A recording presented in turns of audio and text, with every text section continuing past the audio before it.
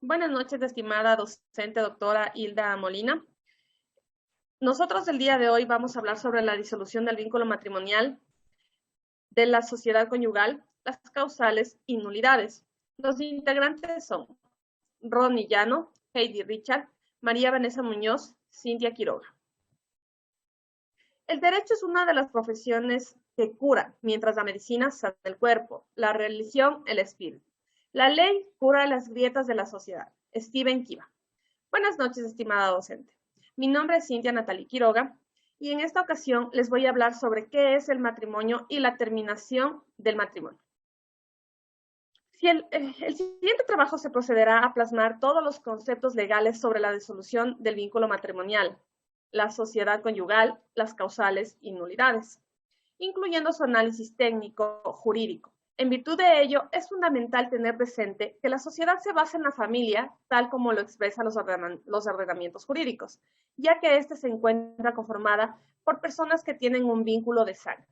Ahora bien, el matrimonio es un contrato formal tipificado en el artículo 81 del Código Civil, el que manifiesta que el matrimonio es un contrato solemne por el cual un hombre y una mujer se unen con el fin de vivir juntos, procrear y auxiliarse mutuamente, por el cual ambas partes se encuentran obligadas al cumplimiento del mismo mediante las obligaciones conyugales. Y como contrato, según el artículo 1454 del Código Civil, es el acto de obligarse a una persona y viceversa. Cabe recalcar que el vínculo matrimonial puede darse entre parejas del mismo sexo o de diferentes. Sin embargo, la disolución matrimonial ha sido notoria en los últimos años.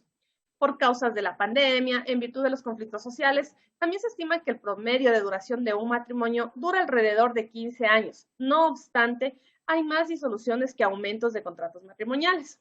Esta disolución se encuentra prevista en el artículo 105 del Código Civil, en que expresa la terminación matrimonial cuando el fallecimiento de cualquiera de los cónyuges, por una orden ejecutiva anulatoria del matrimonio, por una sentencia ejecutiva de divorcio, o bien por lo que otorga el título definitivo a la propiedad de la persona desaparecida o por el divorcio. La disolución del matrimonio en el Ecuador puede ser de manera voluntaria por los cónyuges, es decir, la pareja, o en base a las causales determinadas en el artículo 110 del Código Civil que expresa el matrimonio termina por las siguientes razones. Primero, por la muerte de uno de los cónyuges, por sentencia ejecutoriada que declare la nulidad del matrimonio, por sentencia ejecutoriada que concede la posesión definitiva de los bienes del desaparecido, o por el divorcio. En caso de que el matrimonio sea disuelto y existan hijos menores de edad, se llevará a cabo una audiencia de conciliación y considerará el caso del menor en los que se velará por los beneficios del menor mediante un tutor. Al no existir menores de edad dentro del vínculo matrimonial a disolverse, los cónyuges pueden terminar el matrimonio ante un notario, siempre y cuando la disolución sea de manera voluntaria por las partes.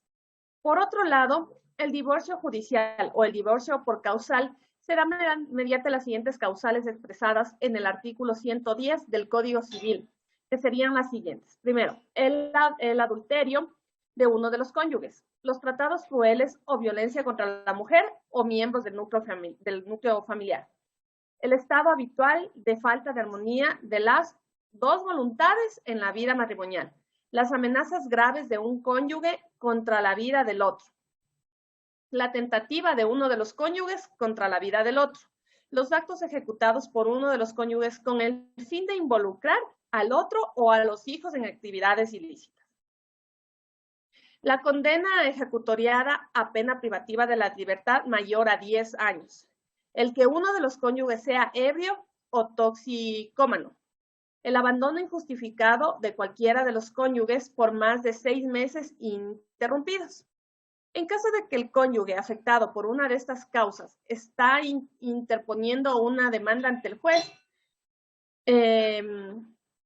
señalará la causal o causales por las cuales desea disolver el vínculo matrimonial y solo se hará válido cuando la disolución matrimonial se plasma mediante sentencia ejecutoriada, siempre y cuando la situación de los hijos haya sido arreglada. Cabe recalcar que de la misma manera el juez propiciará una conciliación en el caso de existir una voluntad de las partes al existir con la misma. A continuación, mi compañera Vanessa.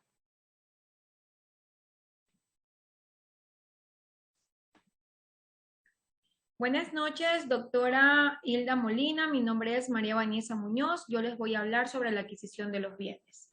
Con el nacimiento de un vínculo matrimonial nace también la adquisición de bienes, las obligaciones del mismo. Es por ello que la figura jurídica concebida como la sociedad conyugal es aquella que se halla tipificada en el artículo 139 del Código Civil, ahora mismo que expresa un principio en el inicio del contrato matrimonial. No antes y no después, ya que de realizarse de esta manera sería inválida esto. Se le suman los siguientes aspectos fundamentales. Entre estos tenemos la administración, la disolución y la liquidación del mismo. Los componentes de la pareja en relación matrimonial, esta se encuentra relacionada con la naturaleza, la adquisición y la duración del tiempo de adquisición de los bienes. Con ello, los activos y pasivos del matrimonio, es decir, todos los bienes forman parte de esta asociación y han sido usados por los cónyuges. Sin embargo, estos se pueden concebir como frutos del patrimonio, ya que al momento de la disolución conyugal, estos deberán ser devueltos al cónyuge propietario.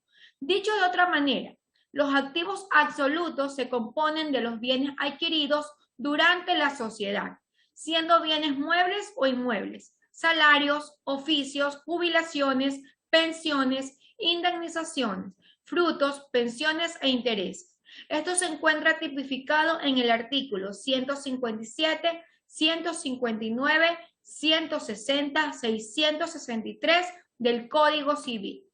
Y los activos relativos son aquellos que forman parte de la sociedad matrimonial en la que los cónyuges gozan del bien por cierto lapso de tiempo, hasta el momento de la disolución en la que serán devueltos a los propietarios, tipificados en los artículos 157, inciso 3, 4, 5, 163 y 169 del Código Civil. El pasivo absoluto.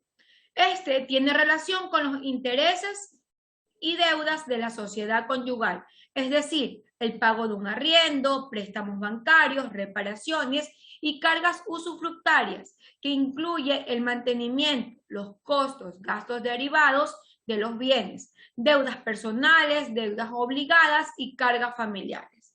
Estos se hallan tipificados en el artículo 173 y 182 del Código Civil. Por otro lado, el pasivo relativo hace alusión a la responsabilidad de la deuda propia de uno de los cónyuges, y cuando se dé la disolución conyugal se le proporcionará una compensación al momento de la liquidación. Dicho de otra manera, son todas las deudas que se pagan a favor de terceras personas por parte de uno de los cónyuges.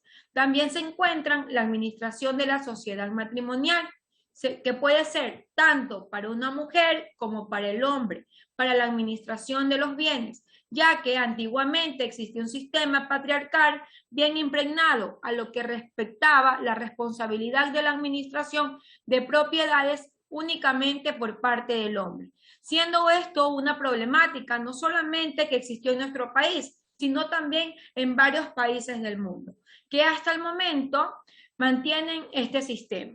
Sin embargo, hoy por hoy, mediante los principios constitucionales, debe existir una igualdad y una equidad de género y responsabilidades. Ahora, la administración extraordinaria. Esta se refiere a la actuación de uno de los cónyuges tipificados en el artículo 185 del Código Civil, que expresa: en caso de interdicción de uno de los cónyuges o su ausencia de 3 años o más sin comunicación de su familia, la administración de la sociedad corresponderá al otro, 46 de 2005, sobre la interdicción o ausencia de uno de los cónyuges. La responsabilidad, como lo decimos, caerá sobre el otro. Con esto, quien tiene la administración extraordinaria puede realizar actos técnicos, legales, de representación a ambos cónyuges. Es decir, que el cónyuge que sostenga esta administración podrá actuar de manera individual si el acto lo amerita, ¿verdad? Es como que se hubieran realizado en forma conjunta. En el artículo 188 del Código Civil se halla tipificada la terminación de la administración extraordinaria y se basa cuando el administrador ordinario vuelve a tener la potestad y capacidad para actuar. A continuación, nuestra compañera Heidi Richard. Buenas noches, doctora Hilda Molina. Mi nombre es Heidi Viviana Richard Ortega y a continuación les voy a hablar sobre la disolución de la sociedad matrimonial. Esta se puede dar expresamente por dos siguientes factores. El primero por la terminación del contrato matrimonial y en segundo caso la disolución de la sociedad matrimonial en voluntad de los cónyuges, sin que exista una terminación del matrimonio de por medio, posesión de bienes de las personas desaparecidas y por nulidad del matrimonio que se encuentra estipulado en el artículo 189 del Código Civil. Cuando el matrimonio llega a su término, se conviene una liquidación de dicha sociedad. Posterior a ello se realizará el debido inventario, en donde no se puede ocultar ni sustraer bienes de manera dolosa. Esto se encuentra establecido en el artículo 191, 192 y 193 del Código Civil. Posterior a ello, se dividirá para cada uno de los cónyuges, excepto lo manifestado en caso de que exista acuerdos prenupciales en virtud de ello. Los gananciales pueden renunciar si uno de los cónyuges lo desee, según el artículo 201 y 203 del Código Civil. Por último, la nulidad del matrimonio tiene relación con inactividad y afectación del contrato del matrimonio. Aún así, por cierto tiempo fue determinado como legítimo. Cabe destacar que esto no debe tener una comparación ni confusión con el divorcio, ya que es una figura jurídica totalmente distinta, porque la nulidad tiene relación con la ineficacia de esta unión y se otorga esta nulidad a través de una sentencia judicial otorgada por el juez competente. Las causales de esta nulidad se hallan estipuladas en el artículo 98 del Código Civil, que da por consentimiento la falta de identidad, por amenazas, por la edad y por ser un matrimonio servil. Y las personas que pueden solicitar esta nulidad es cualquiera de los cónyuges, las personas que tengan un interés legítimo y un representante de la justicia. Como último punto, cuando se otorga esta nulidad, la persona vuelve al mismo estado civil de soltero, porque se presume que el matrimonio no existió. A continuación, le toca a mi compañero Ronnie. Buenas noches, abogado. Permiso, abogado. Me presento. Soy Ronnie Llano, perteneciente al segundo semestre de la carrera de Derecho. Mi tema a exponer esta noche son las conclusiones del trabajo realizado. Como conclusiones se puede dar que la familia es la base primordial de la sociedad, siendo el núcleo y se encuentra normado por características de consanguinidad y no consanguinidad, de acuerdo al tipo de familia que se adopte. En virtud de ello nace la figura jurídica como unión de hecho y el matrimonio. En el caso del matrimonio, este es un contrato de obligatoriedad, cumplimiento moral, económico y de salud, etc., adoptado por los cónyuges, ya que son obligaciones que nacen a partir de este contrato. Sin embargo, en los últimos años, el término del vínculo conyugal es muy frecuente en el Ecuador, que a pesar de ser un procedimiento sumatorio, en muchas ocasiones son procesos que duran mucho tiempo, considerando la archivería que formó en la pandemia. Con ello, el matrimonio se puede disolver por varias causales, referidos en la voluntad y en la no voluntad de una de sus partes. Se lo puede realizar ante un notario cuando no existen menores y de la misma manera ante un juez con la existencia de menores. Y por otro lado, el divorcio por causales, que se realiza mediante una demanda argumentada por causas o varias causas por las cuales se desea disolver el vínculo matrimonial. A lo que respecta a la sociedad conyugal, esta es una figura que actúa mediante la vigilancia del matrimonio y la no vigilancia en el mismo.